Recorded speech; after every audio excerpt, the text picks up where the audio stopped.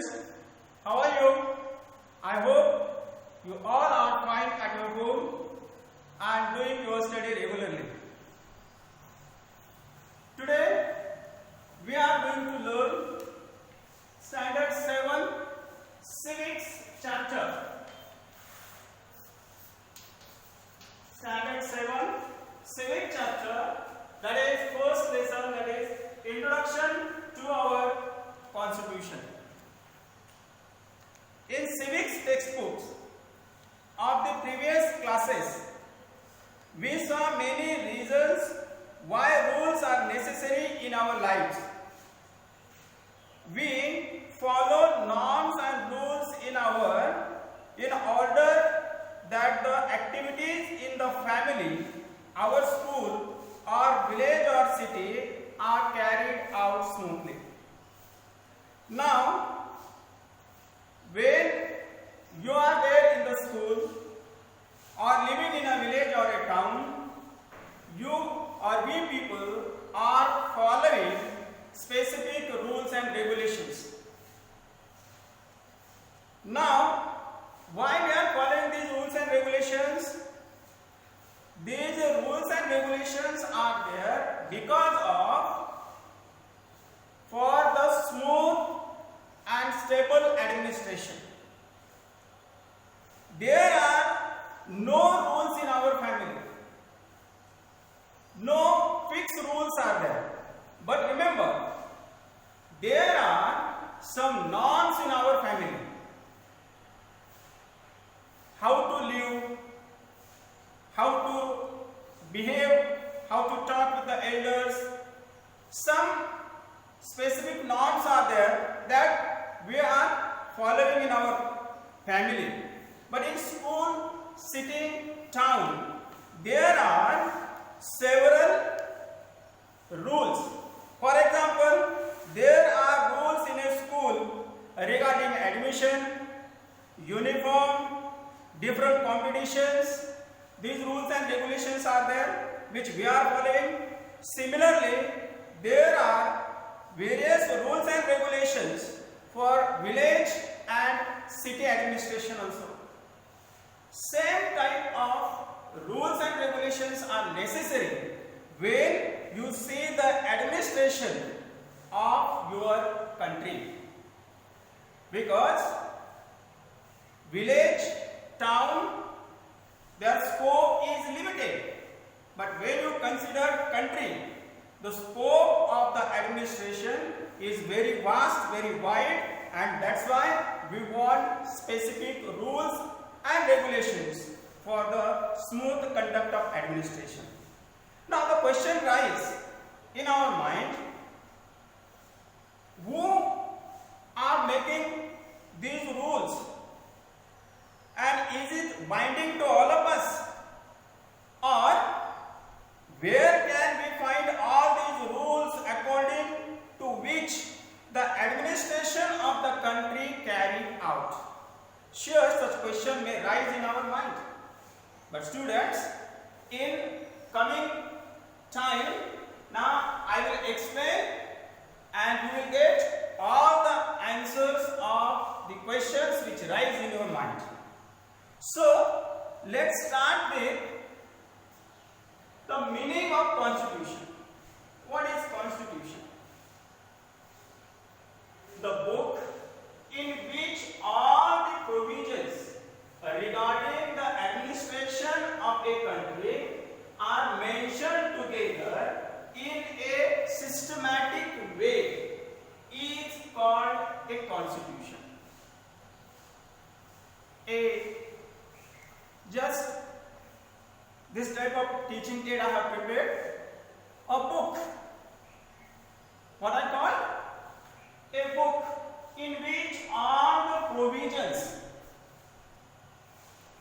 a book in which all the provisions regarding the administration of a country are mentioned together in a systematic way is called a constitution.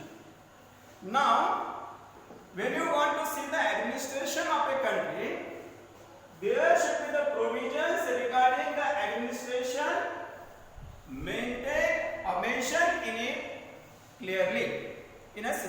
systematic manner. Now students, after every 5 years, Indian citizens elect their representatives, and these elected representatives used to see the administration of our country.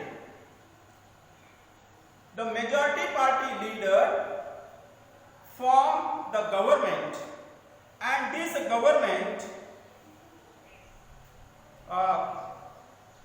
look after the administration of the country.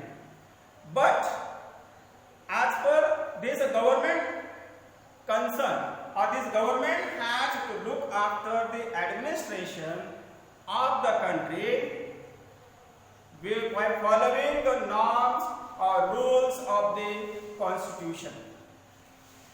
They should not make any law which is not related to the constitution.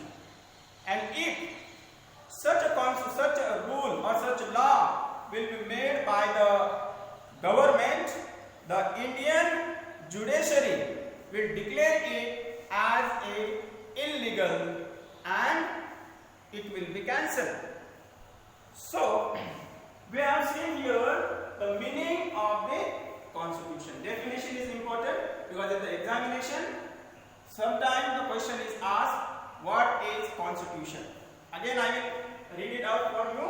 That is the book in which all the provisions regarding the administration of a country are mentioned together in a systematic way is called a constitution. Now second point, that is provisions in the constitution, because I have mentioned here provisions. Now the provisions in the constitution are about different things. Provisions means the things which are mentioned in the constitution. Which are they? Here it is given about different things like citizenship, to whom we should offer citizenship of our country or to whom we should reject. Then elections, the process of election, how to conduct, when to conduct, duration, eligibility, everything.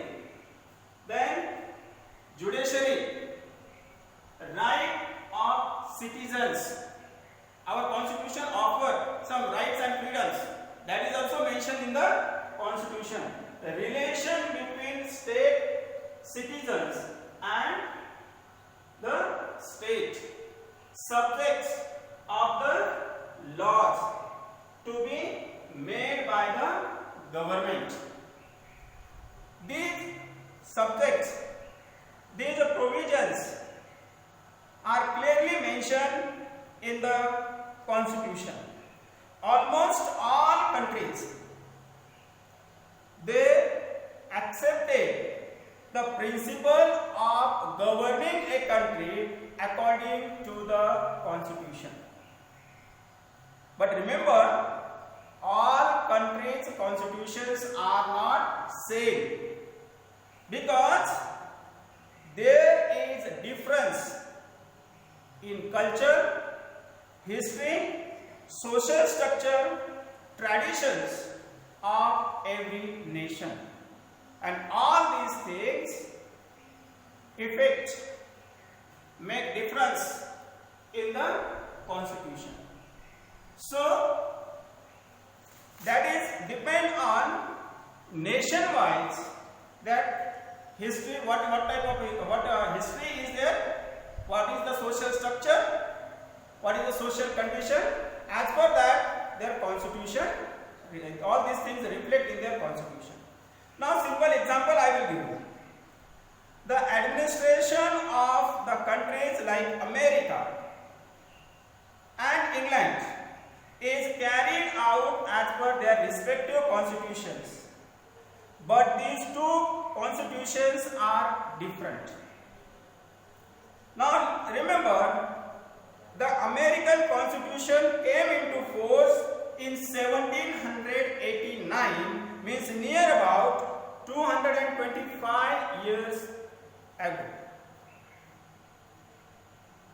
There are 7 articles in the Constitution of America, but still American people followed that constitution, whereas American constitution is a written constitution, remember, whereas England's constitution maximum part is unwritten, little part is written, but still it is called as unwritten constitution. Now we will see the next point, that is necessity of the constitution. Now you can say, or you can ask the question, why constitution is required? As early in the early period or beginning of the period, we have seen the what is constitution, our school, colleges, how we are following the rules and regulations. Now same thing is there when you are considering the country, the same thing is there. For that purpose we need constitution. Now let's see here. First point is, government has to function within a set of rules. Means what? Government has to function within a set of rules. This reduces the possibility of misuse of the power and authority by they have been given. So what is first is, Constitution has given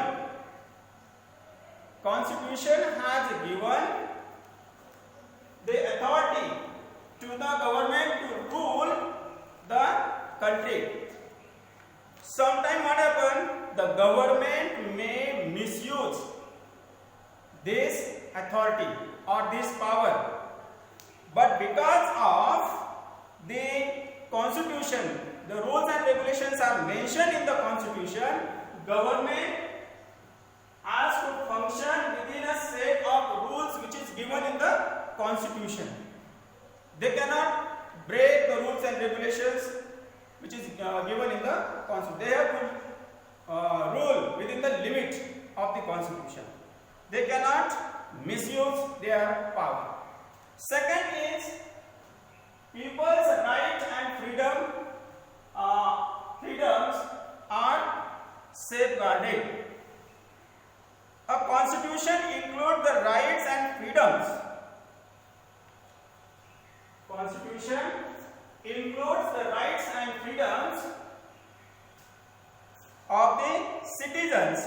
Government cannot take away these rights and freedoms because the constitution has offered them to the citizens and they are safeguarded by the constitution. Next one is, running a country as per the provisions of constitution is the same of establishing the rule of law. Now, where any country is following the rules and regulations, or the administration is going on with the rules and regulations, there is stability, peace in the country, and where all these things will be there, we call it as a administration of the rule, and people like such type of administration. Then there is no scope for the misuse of power or right-handed administration. Next one is, people's participation and faith increase.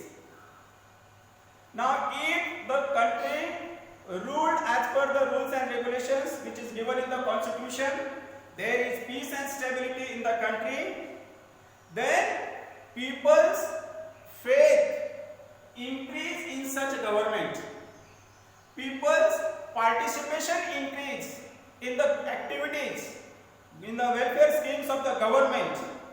And the most important thing is that if people's participation and faith increase in the government, it is very good sign for the success of democracy. In such country, democracy successfully work. Next is list of citizens' duties as well as responsibilities are mentioned in the Constitution. We should not think always about our freedoms. But remember, in the Constitution of India, our freedoms also mention, Constitution given us some freedoms and rights. At the same time, Constitution also there is also mention some of our duties and responsibilities. We should not think about the rights and freedoms only, but we should also think about our duties and responsibilities, and we should follow them. Now, some other things are there. Constitution represents political ideas before the country. The nation is also bound to act in that direction. It creates an atmosphere conducive to attain world peace and security and preservation of human rights. So, all these things are there. Because of this, we need the Constitution. Now, let's see what is administration. Since beginning of this period, I am using word administration again and again. So let's see what is administration. Administration has a very clear-cut meaning. That is, government has to make laws relating to several subjects. Which are they? Such as defending the boundaries of the country, protecting the people from external aggression. External aggression is outsiders' threat. Then education of the citizens or the children in the country. Then eradication of poverty. Then creating employment. Then education and health of the citizens or India, the country people. Protection of the weaker section. Then making policies for the progress of women, children and tribal people. All these subjects are there on which the government has to make laws or to take decisions time to time. Now, in short, I will give you definition. What is the administration? The governments in modern times have to make decisions related to different issues, right from space research to public cleanliness. And it is true, the government is taking decisions from space research to public cleanliness related to all these topics, all these subjects. The government, whatever the decision government is taking and whatever the policies government is following, those policies or the implementation of those policies are called, it is called as administration of that country. Now, we will see the background of our constitution. Up till now, we have seen general discussion. We have done general discussion about what is constitution, necessity of the constitution, then the administration of the, what is administration. This is the general discussion. Now we will think about our own country. Let's see the background of our constitution. The process of the making of Indian constitution constitution started in 1946, but the leaders of Indian freedom struggle, they have insisted that after independence, our countries, that is India's administration, will be seen by the rules and regulations which will be made by the Indians and not by the British. And that's why a committee was established to prepare the Constitution of India. That committee is called as Constituent Assembly. Now we will see about that Constituent Assembly. India became independent in 1947. 15 August 1947, India got freedom. And before that, British rule was there in India. That time in India, British government, there was a provinces like Bengal, Mumbai, Chennai, such provinces were there, and these provinces administration was seen by the representatives of that area or that territory. Whereas there were princely states in our country, and the number of princely states was more than 500. So these princely states means what? The princely states means the ruler of that particular territory was Indian native. The ruler was Indian native, and the administration was seen by that prince or that ruler, and one who ruled that territory, that ruler was called as prince. So where this constitution was prepared, the representation was given to the provisions people also, representatives also, and princely states representatives also called, and this Constituent Assembly was framed. Remember, 299 members. There were 299 members were there in the Constituent Assembly, and of this Constituent Assembly, President, who was the President?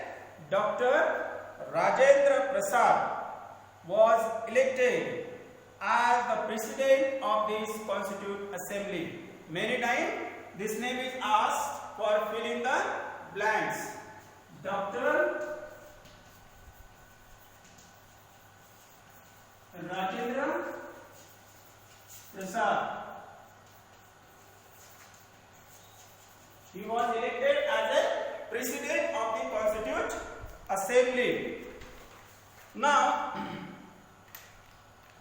this Constituent Assembly started to prepare the Constitution of India. Remember, here I will show you the picture. Here is Dr. Rajendra Prasad. He was elected as the President of Constituent Assembly of India. This Constituent Assembly prepared the Constitution of India.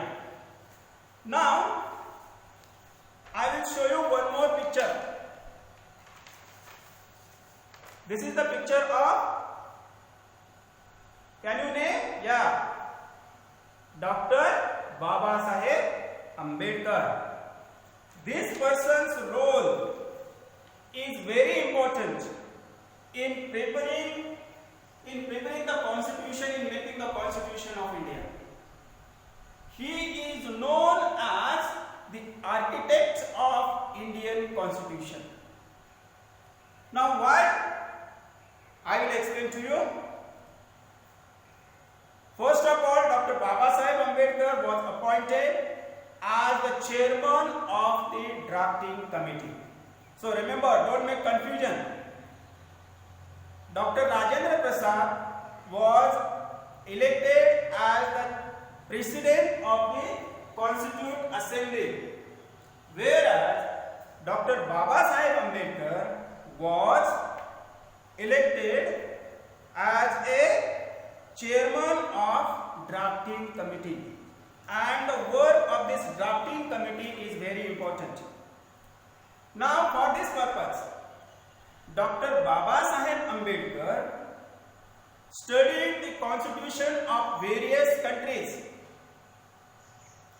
Then he studied the social structure of India, and then he drafted the Constitution of India. After this draft,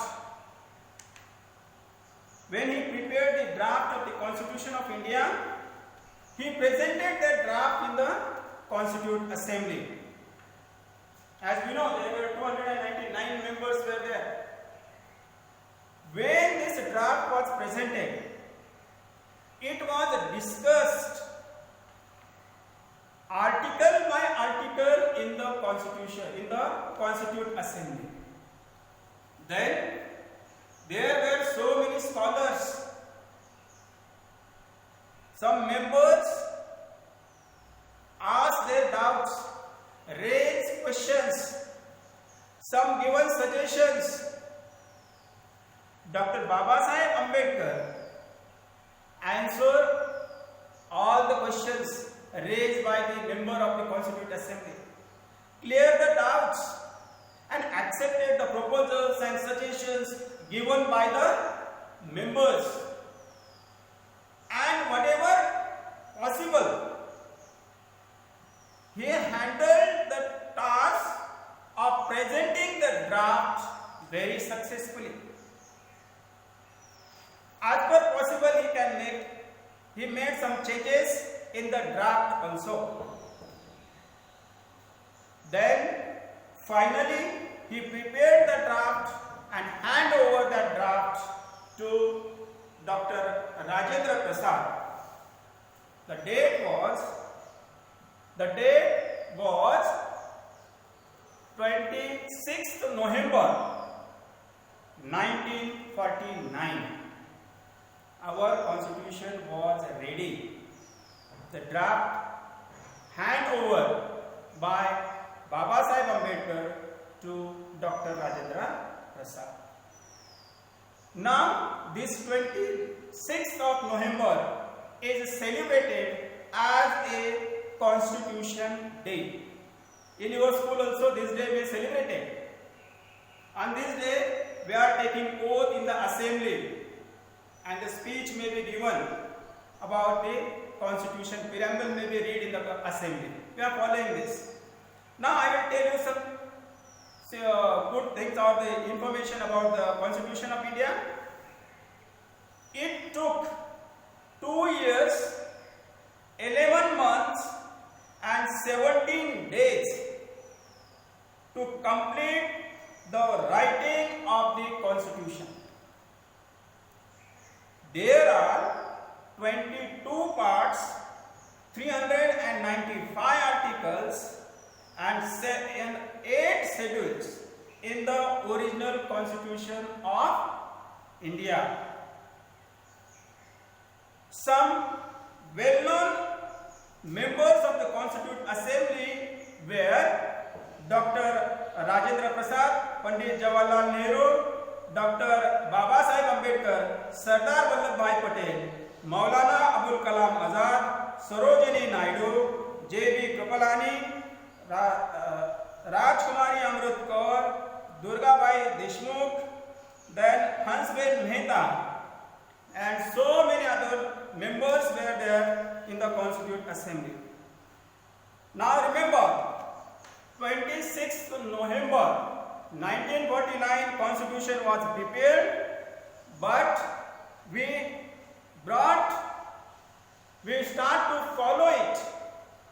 This constitution came into force from 26 January 1950, and that's why this day is celebrated as Republic Day all over country.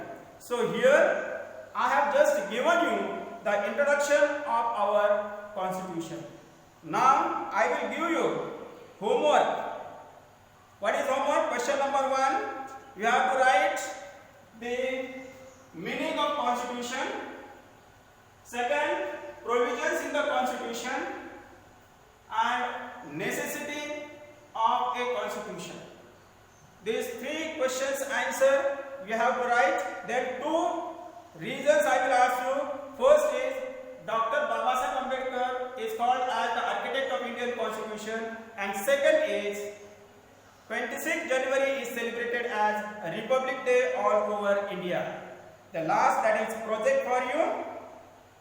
Now you will like your class to run according to the rules, so you can prepare the rules and regulations of your class, a list of that rules and regulations, and hand over it and discuss with the class and follow it. This is the project for you. Plus, I will give you board. You can collect the pictures of the members who were in the Constituent Assembly. That is given in the textbook also. But beyond this, if possible, you can collect the other members who were there in the Constituent Assembly. Okay? I hope you understood this lesson well and you will do the homework. Thank you.